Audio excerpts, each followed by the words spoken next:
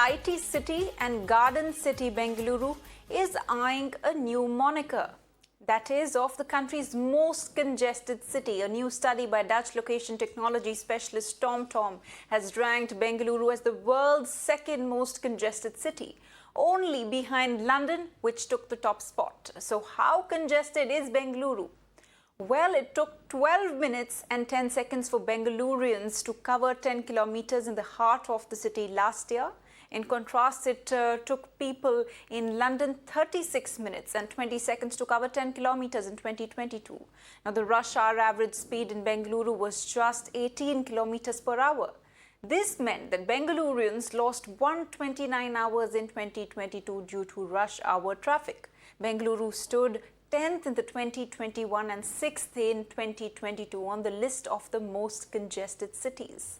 The other Indian city in which the list was Pune, which stood at 6th, Milan and notably Delhi and Mumbai, which are perceived to be equally clogged, stood at 34th and the 47th positions, respectively.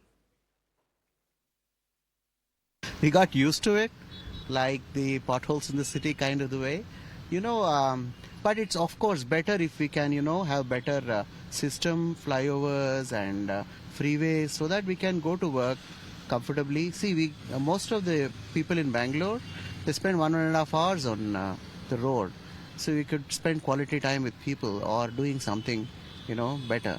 Congested and it needs to be improved further. It should be organized. Government is doing their job, but responsibility lies also with the citizens. They are improving the infrastructure. I think it's developing. The city is. We have to cooperate as citizens, as he has told. From our end, it's the responsible behavior. We need to be more conscious about it, that the growing city will have this type of problems. We have to cooperate. As per my thing, we spend a lot of time in this traffic junction and all this, whatever the signals and the over vehicle, per house there will be minimum of 4 to 5 minimum cars will be there. It's too much where we can't bear with the Bangalore traffic. This is the only negative what we are facing, and it has to be solved as soon as possible. All right, I have my colleagues Neha and Imran who are joining us from Bengaluru.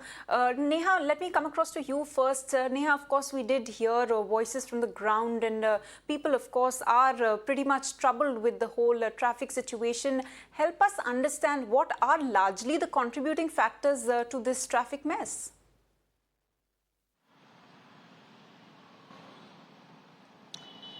Well, to put this in perspective, day on day, we're actually seeing an increase in the number of vehicles on the road in Bengaluru city. In fact, this could possibly be private vehicles or for that matter, even other commercial vehicles. Now, understandably so, of course, while that remains one of the larger contributing factors, we're also seeing that, there are several other factors to this. The fact that many roads itself, have become quite narrow over here owing to other construction work, be it the metro or be it flyovers for that matter.